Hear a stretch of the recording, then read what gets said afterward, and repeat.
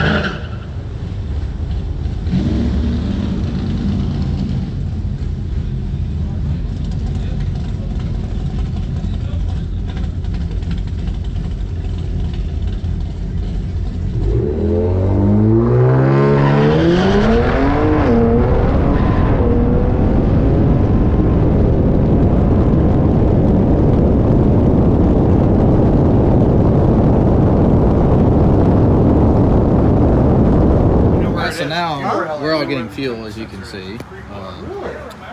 Well, I'm going to be riding in the ST now, since I have not rode in this one yet.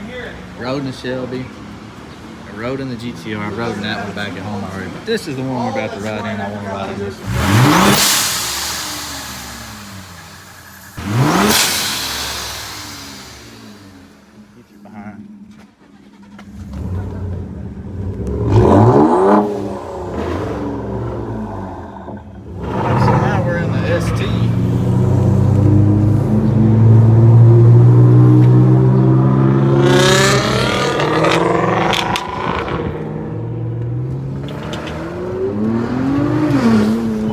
That is impressive.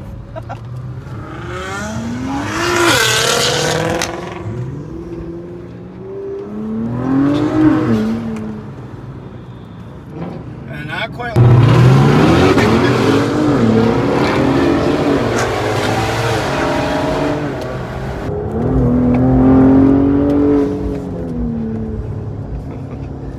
and what I was doing to this real quick. So not even full bolt time. Full bolt time, this car will make 700 to the wheels. So right now, with the setup it has, it's probably about 550 wheel. Just going by my quarter mile times. You guys are fucking around again.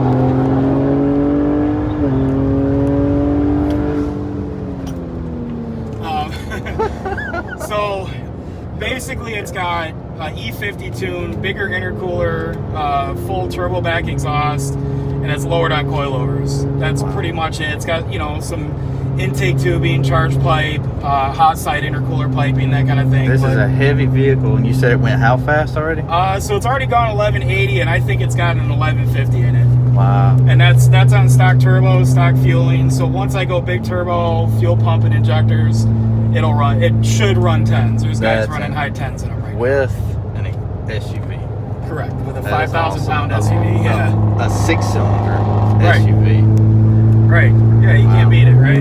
Not a bad daily driver. It is amazing. Which my wife does have one of these, and it's completely stock. So might have to inspire me to. Well, I can tell you right now, just throwing a 93 tune on it makes a world of difference in these cars. Just a 93 tune. Just a 93 tune. Can you run? But you can run a flex tune on these, correct? Yeah, you can run E30 just on the stock fuel system. I'm actually up to like E60 right now. Wow. On stock fueling, but you don't want to go too much more than that. You start to lose fuel after a little while. That's why you do fuel pump and injectors and all that stuff. So, you know, it really does make a huge difference with these cars. And to get the kind of power you get out of them, it doesn't take a lot. You know, you're spending, to get 700 horsepower in a lot of cars these days, you're spending over 100 grand for these cars, right? To get 700 horsepower in this, probably going to cost you about 15 grand or so. Wow. So, you know. And you can haul your family, which he's got the third row back there. Third row seating, it's got the panoramic roof, heated and cooled seats, massaging seats in the front. Yep. Which y'all follow the channel, y'all know Jessica, my wife, has one of these. Nothing like this. This thing is incredible, y'all. It is amazing. Ask them if they want to race on the road right here. I don't know if they're going to want to do that. Yeah, they would not want to do that. This is all-wheel drive. And it hooks on the dirt. That's wicked. It wouldn't if I launched it. Like, if I just went from now, you said it'll smoke all 4 tires if you actually It'll spin all 4, yeah. If I do an actual boost launch in this thing, it'll spin all 4. Well, you actually work at Chemical Guys, I was told, right? Yes. And I couldn't help but notice how beautiful this thing was detailed up on the outside, which granted, it probably won't be driving back on the dirt, but I'm going to get this thing back, do a little cinematic thing on it for you. Yeah, no, and honestly, with a good coating and everything like that, I don't really worry too much about dirt roads. Literally, all I will have to do is go rinse this thing off, and it's going to be clean again.